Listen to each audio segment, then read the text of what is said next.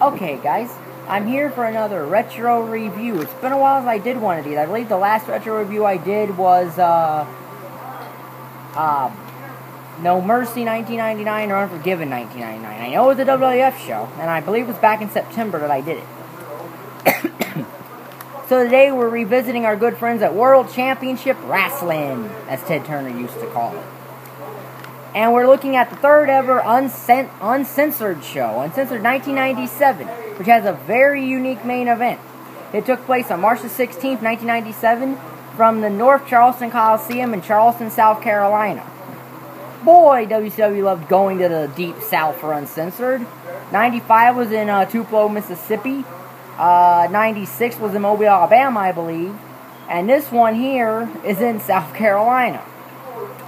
This is a 7-match card, so there are maximum of 35 stars available for this show. We open with a no disqualification match for the WCW United States Championship. Eddie Guerrero versus Dean Malenko. This is a 4-star match. Would be 4.5, but they keep going and showing stuff happening backstage, so I'm taking a half a star off of that. Now, it is important that someone had attacked Rick Steiner in the back, and Rick Steiner's supposed to be in the main event as part of Team WCW later, so it makes a lot of sense, but it hurts the overall aspect of this match. So, it hurts the aspect of the match. It's a 4-star match. Eventually, 6 comes out to try to interfere. Eddie Guerrero steals 6's camera, goes to use it, but him and 6 get in this thing. 6 throws the camera into trying to hit Eddie. It goes into the ring. Eddie picks it up, hits Dean with it, and covers Dean for the win. And Dean covers Eddie for the win, excuse me. And Dean Malenko becomes the WCW United States Champion. Did anyone actually know Dean Malenko was a former United States Champion? Probably not. But he is. He would lose the title to Jeff Jarrett. Yeah, of all the people he had to lose it to, Jeff Jarrett. Anyway, 4 stars. So the next match is Psychosis versus the Ultimate Dragon. This is a 3-star match. This is a good cruiserweight match. It's the kind of cruiserweight match you expected from WCW, quite frankly.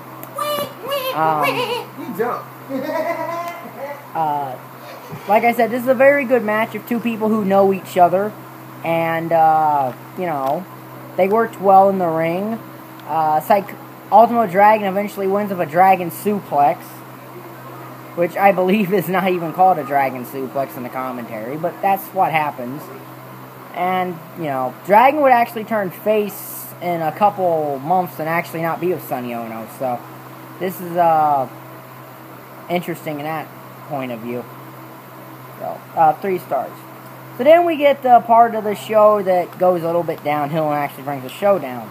As our next match is a martial arts match. Glacier versus Mortis. Anyone remember Glacier? Well, if you didn't, I'll tell you what Glacier is. Glacier was basically WCW wanted to copy Mortal Kombat's ninjas.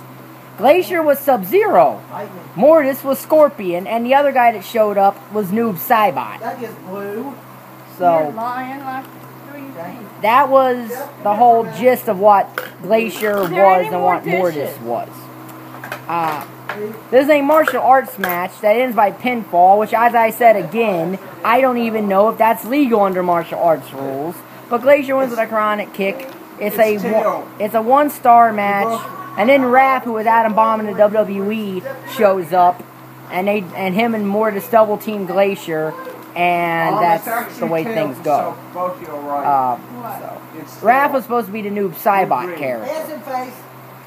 So then we get a strap match at the Scotty Riggs versus Buff Bagwell. Oh yes, the battle of the former American males. Otherwise known as Chippendales. Otherwise known as the WCW Chippendales tag team. That's pretty much what they wore and dressed like. This is a 1-star strap match. It at least is a traditional strap match with victory going. With victories going around. You know the way. Unlike the strap match at the first Uncensored where Hulk Hogan won by dragging a guy he was not wrestling around the ring, at least Buff Bagwell does touch all 4 corners in this match. Although he sits on the last one, but that's how he wins. 1 star, nothing special.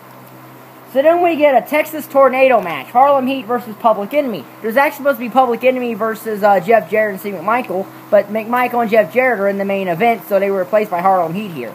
Harlem Heat had a weird situation at these Uncensored of finding themselves in wild matches, because the first Uncensored, they're in that Texas Tornado match that ends in the concession area that no one picked up because the camera didn't pick it up. This is a 2-star match. It's got the traditional hardcore weaponry stuff that you would expect to get out of it. Harlem Heat win when McMichael and Jarrett come in and crack Public Enemy with McMichael's Halliburton briefcase. 2 stars. So then we get Prince Iaukea versus Rey Mysterio Jr. for the WCW Television Championship. Yeah, Prince Iaukea. Remember him? World Television Champion. The only title he would hold until 2000 when he won the Cruiserweight Championship. And even then, that was, But anyway, this goes there the 15-minute time limit. Even though I don't think it's actually, 15 minutes in terms of actual time if you time it from bell to bell.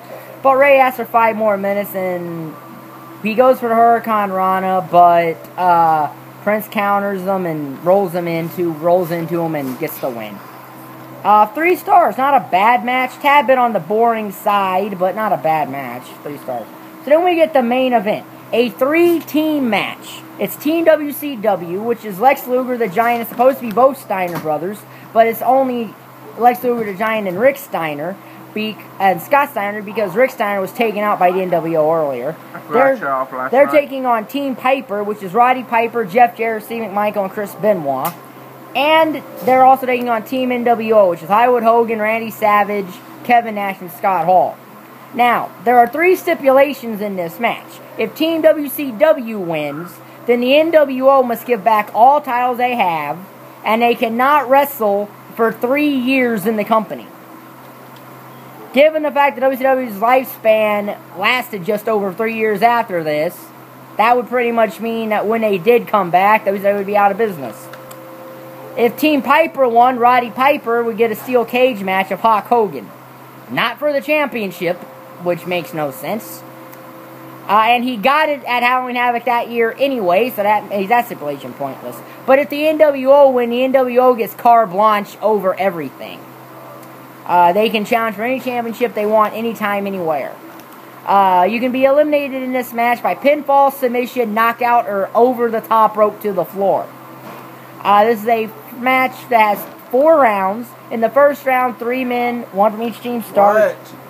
The second from each team comes in at round 2, the third in round 3, and the fourth in round 4. But there's only 11 guys in this match, so. The opening 3 guys are Benoit starts for Team Piper, Hall starts for Team NWO, and the Giant, for some reason, starts for Team WCW. Giant dominates Hall and Benoit. He puts Hall in the corner, goes to charge him. Hall moves out of the way, Giant goes over the top and onto the floor, which the announcers don't actually call until they hear Michael Buffer say Giant has been eliminated. That's when they react to it. They're like, the Giant's out. Well, no, duh. Yes, he went over the top, he hit the floor. That's the rule of the match. Sometimes these WCW announcers could be pure idiots. So that leaves WCW at a 2-person with just 2 people against 4 teams of 4. So the second round participants that come in are Jeff Jarrett for Team Piper, Randy Savage for Team NWO, and Lex Luger for Team WCW. No one gets eliminated. Round 3 comes in. It's McMichael for Team Piper, Kevin Nash for Team NWO, and Scott Steiner for Team WCW. The NWO eliminate Jeff Jarrett and Steve McMichael and Scott Steiner. So that leaves Lex Luger against the entire NWO at this point.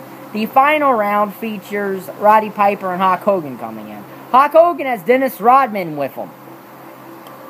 Piper's eliminated when Rodman pulls down the top rope, which eliminates Piper. And then the NWO eliminate Benoit, which leaves Luger against all 4 members of Team NWO. Luger makes makes Randy Savage submit with the torture rack. He clotheslines Nash over the top rope. He makes Hall submit with the torture rack, and as he's about to get Hogan to submit, Rodman comes in and hits him with a spray can in the face, and it allows Hogan to pin Luger, and the NWO win. And then Sting shows up and beats up the NWO. This is a 2-star match, nothing really special. So, this show gets a 16 out of 35. That's close to a C. But I have to give it a C-. If it was not for the martial arts and the strap match, it would be a much better show. So, this will be in my Retro Wrestling Review, my Retro Wrestling Reviews playlist. If you like the video, like button down there, subscribe button down there, and thank you for watching. Bye.